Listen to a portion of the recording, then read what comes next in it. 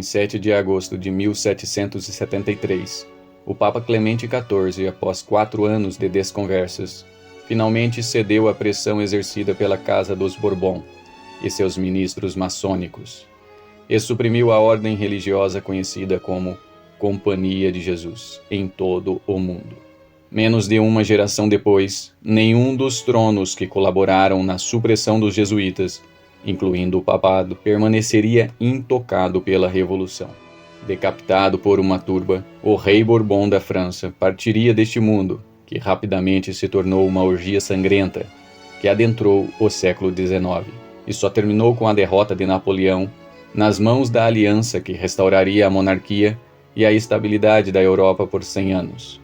Neste momento, começou a ideia de revolução, a qual assombraria o reino político pelos próximos 200 anos, e o reino cultural por mais tempo. Nem todos conseguiram perceber o impacto que a supressão dos jesuítas causaria. Os maçons podem até ter discernido alguma vantagem política, mas os professores enxergaram o avanço de suas carreiras.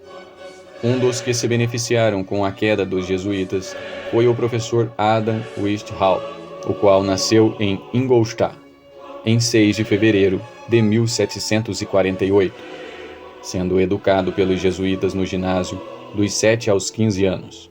Sob sua tutela, Weishaupt desenvolveu uma relação de amor e ódio com os jesuítas, que o acompanharam até o fim dos seus dias, e que levou à criação de uma análise da alma baseada na espiritualidade jesuíta, mas de forma pervertida, o que acarretou enormes consequências para todo o mundo. Em 1773, Weishaupt tinha 25 anos e já era professor na Faculdade de Direito na Universidade de Ingolstadt. Com a supressão dos jesuítas, Weishaupt, mesmo não sendo um teólogo, pôde melhorar sua posição na universidade, conquistando a titularidade da cadeira de Direito Canônico e Filosofia Prática, que tinha pertencido aos jesuítas por mais de 90 anos. Como um primeiro passo para assegurar que os jesuítas não retornassem ao poder da universidade, Weishaupt começou a investigar a possibilidade de se juntar à maçonaria, aos Rosacruzes ou a outras sociedades esotéricas. Após pesquisas sobre as lojas da região, se desanimou com a confusão exótica de seus rituais. Diante disso, ele decidiu criar a sua própria sociedade secreta. Sua ideia ganhou vida própria, e logo precisou de um espaço mais amplo que os estreitos recintos oferecidos pela universidade. Como professor, Weishaupt tinha acesso a jovens maleáveis, nos quais podia incutir suas ideias anticlericais, e muitos de seus estudantes, intoxicados pelas possibilidades da época, foram arrastados para sua sociedade secreta. Em 1º de maio de 1776, criou uma organização chamada o Clube dos Perfectíveis, cujo nome foi mais tarde alterado para a Ordem das Abelhas, até que foi novamente alterado para o nome conhecido até hoje, a Ordem dos Illuminati. Como forma estratégica, Weishaupt se juntou à loja maçônica de Zur Behrut Sankai, da estrita observância de Munique, no ano de 1777. Em 1780, enquanto participava de encontros na loja Zur Einheit de Frankfurt, Weishaupt conheceu Adolf Farrer von Kniger, um aristocrata do norte da Alemanha, dotado de extraordinárias capacidades organizacionais, o qual foi essencial para que os Illuminati aumentassem a filiação, pois logo após a sua entrada, o número de membros em toda a Alemanha subiu para 500. Von Kniger conseguiu isso através da exploração inteligente das lojas maçônicas de então, como fonte de recrutamento. Von Kniger juntara-se a uma loja maçônica de estrita observância de Kassel, em 1773, mas ele, como muitos outros irmãos maçons, estava insatisfeito com o estado atual das coisas, sempre implicado em rituais elaborados e brigas constantes, que terminavam com rupturas institucionais. Nos Illuminati, de Weishaupt, Von Kniger viu um instrumento para produzir a ordem a partir do caos e reformar os grupos maçônicos crescentemente atomizados. A convenção maçônica realizada no Wilhelmsbad Convent, perto de Hanau, em 16 de julho a 1º de setembro de 1782, foi um marco, pois teve grandes consequências não somente para as lojas de estrita observância, mas para toda a Europa. Depois da convenção em Wilhelmsbad, a Ordem dos Illuminati começou a desviar um número significativo de maçons para sua própria organização. Von Koenig pôde persuadir muitos maçons proeminentes a se tornarem Illuminati. Dentre eles estavam o Duque Ferdinando de Brunswick e seu assistente, o príncipe Karl von Hessen-Cassel, que tinha conexões em Wislewicz e Hillstein. Também estava o editor Johann Joachim Christoph Bode, o qual veio a trazer o iluminismo para Weimar, onde fundou uma loja que incluiria Goethe, Carlos Augusto, príncipe de Weimar, e praticamente todos os grandes nomes do iluminismo alemão. O evento em Hanau tornou o objetivo de minar e iluminar as lojas da estrita observância, isto é, tomá-las secretamente, uma ideia plausível. A ideia fracassou devido ao conflito interno da organização. Ironicamente, foi o sistema de controle Illuminati que levou à ruptura. Como Von Koenig teve grande sucesso em recrutar novos membros, Weishaupt se sentiu ameaçado e respondeu com mais controle, o que gerou mais conflitos com Von Koenig, o qual se sentiu maltratado. Von Koenig não queria ter um papel de subalterno. Weishaupt abusava e tiranizava seus subordinados. O conflito interno se tornou tão grande que, quando os Illuminati atingiram seu número máximo de adesões, em 1783, tudo começou a desmoronar. Em 1º de julho de 1784, os Illuminati emitiram uma ordem oficial de expulsão contra Von Koenig, mesmo elogiando o seu trabalho de expansão da organização, o qual conseguiu cerca de 2.000 almas. Entretanto, essa decisão ocorreu em um momento ruim, pois na semana anterior a isto, o governo da Bavária promulgou o seu primeiro édito, proibindo a participação em sociedades secretas. Outros éditos se seguiram em 2 de março e 16 de agosto do ano seguinte. Em 2 de janeiro de 1785, o bispo príncipe de Eichstätt exigiu que o príncipe da Bavária expulsasse todos os Illuminati. Weishaupt se tornou um dos principais suspeitos, devido aos livros iluministas radicais que pediu na livraria da universidade. Diante disso, foi removido da cátedra de Direito Canônico. No ano seguinte, o clamor contra as sociedades secretas aumentou. Com isto, Weishaupt fugiu para Regensburg. Em seguida, o príncipe da Bavária, Carlos Deodoro, promulgou um segundo édito. Como a loja Minerval de Ingolstadt estava sem o comando de Weishaupt, foi dissolvida. Quando o governo bávaro exigiu sua extradição e ofereceu recompensa por sua captura, Weishaupt fugiu novamente, em 1787, para o Ducado de Gotha, onde ele e a família tiveram a proteção de um companheiro Illuminati, o Duque Ernesto II, que ofereceu uma posição no conselho de sua corte.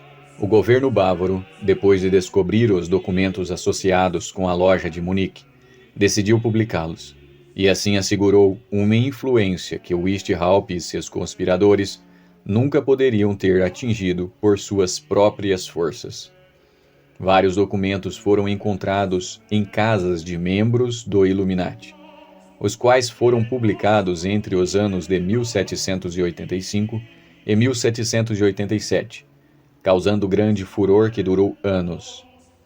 Nestes documentos ficaram evidentes as intenções de Weishaupt, que era a de que sua sociedade secreta buscava derrubar o trono e o altar em toda a Europa.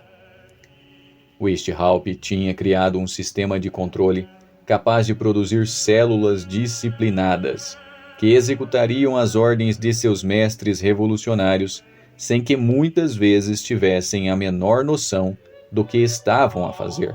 As intenções de Weishaupt eram claramente revolucionárias, mas o mais chocante nos Illuminati era o mecanismo escolhido para realizar essas intenções: o controle das mentes dos membros da sociedade secreta. A significância dos Illuminati não está em sua efetividade política, mas sim em seu método de organização interna, pois eles existiram por pouco mais de 8 anos. O que Weishaupt propôs não somente violava o conceito de irmandade que fundamentava as lojas maçônicas. Seu sistema era baseado na organização, que era considerada a antítese do iluminismo, a Companhia de Jesus. Os Illuminati, como diria o padre Barruel, eram um cruzamento entre os jesuítas e os maçons, no qual todos os limites impostos à direção espiritual pela Igreja eram derrubados, e o objetivo não era levar as almas para o céu, mas sim criar um paraíso na terra. Os pensadores Illuminati viram na então convalescente Companhia de Jesus uma máquina de controle muito superior à confusão oferecida pelas lojas maçônicas. Weishaupt tomou a ideia do exame de consciência e da confissão sacramental dos jesuítas, e após lhe ter expurgado de seus elementos religiosos, transformou-a em um sistema de espionagem e delação, no qual os membros eram treinados para a espionagem mútua e a transmissão dessa informação para os superiores. Weishaupt introduziu o que chamou de Cadernos Quibus Licet, nos quais o adepto era encorajado a desnudar sua alma para a inspeção de seus superiores, e disse que eles eram idênticos àquilo que os jesuítas chamam de confissão. Em colunas ordenadas, os superiores dos Illuminati podiam saber onde o adepto nascera, suas características físicas, aptidões, amigos e seus materiais de leitura, assim como o momento de sua entrada na ordem e o seu codinome, além de acessar a alma do adepto por meio de uma investigação detalhada de gestos aparentemente aleatórios, expressões ou palavras que traíssem os seus verdadeiros sentimentos. O erro fatal desse e de outros esquemas iluministas reside no clamor pelo fim da moral religiosa. O apelo iluminista levava invariavelmente à supressão da religião, que levava à supressão da moral, que por sua vez levava ao caos social. Conhece a ti mesmo, conhece aos outros. É o lema que Weishaupt tomou do oráculo de Delfos. Os Illuminati também eram uma manifestação concreta da afirmação de Bacon de que o conhecimento era poder. Neste caso, o conhecimento da vida interior do adepto era traduzido em controle.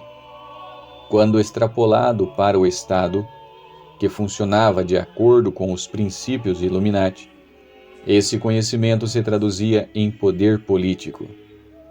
Ao controlarem esses homens-máquinas, Weishaupt e von Koenig vislumbravam em primeira mão um maquinário estatal capaz de criar a ordem pelo controle invisível de seus membros. Mesmo que Weishaupt e von Koenig tenham falhado em implementar esta visão, a aplicação de seus artigos pelas autoridades da Bavária garantiram que outros teriam, ao menos, a possibilidade de imaginar a realização final do projeto. Assim que foi lançada no éter intelectual, a visão dos homens-máquinas em um aparato estatal controlado por cientistas de inspiração jesuíta, passaria a inspirar a imaginação das gerações vindouras, seja como uma utopia no pensamento de um Auguste Comte, seja como distopia na mente de um Aldous Huxley ou de um Fritz Lang, cujo filme Metrópolis é praticamente a visão de Weishaupt encarnada. Como Gramsci, Weishaupt propôs, antes de tudo, uma revolução cultural e não uma revolução política. Ele queria cercar os grandes desta terra, com uma cátedra de revolucionários que influenciaria cada instância do poder político e social, e por isso iria, no longo prazo, educar a sociedade nos ditames das ideias Illuminati. O sistema de Weishaupt era um sistema de controle. O grande sonho iluminista e seu único projeto consistente de expansão e refinamento da tecnologia de controle social. Ao menos uma parte do escândalo que cercou a publicação dos manuscritos Illuminati se deve à disparidade entre a moral que Weishaupt pregou e a depravação de suas ações. Ele se envolveu em um caso amoroso com sua cunhada, e quando ela engravidou, tentou ocultar o seu envolvimento com um aborto.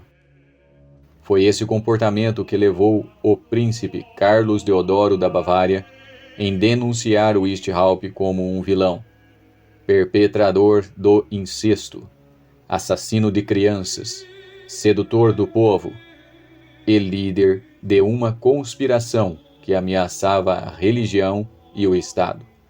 Em 1787, o mesmo ano em que Weishaupt fugiu para Gotha, Bode, que se tornara então o líder de fato dos Illuminati em exílio, viajou para Paris, onde se encontrou com os membros da loja parisiense Les Amis Réunis e manteve longas discussões, durante as quais, de acordo com seu próprio diário de viagem, tentou atrair o interesse dos maçons para as suas técnicas e doutrinas Illuminati.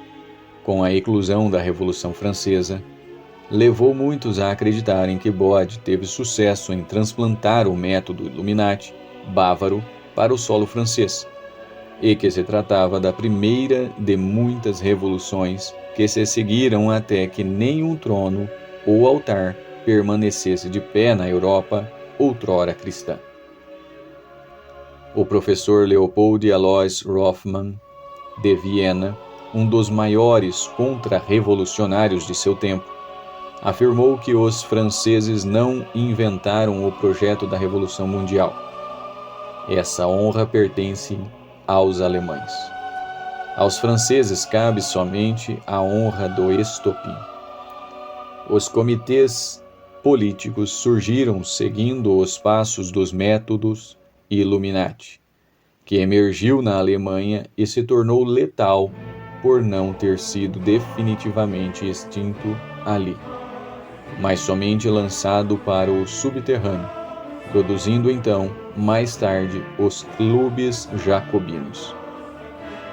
A viagem de Bode a Paris deu nascimento ao que ficou conhecido como teoria da conspiração, segundo a qual uma só organização promoveu a revolução no mundo, desde os tempos dos Illuminati até a Revolução Bolchevique de 1917.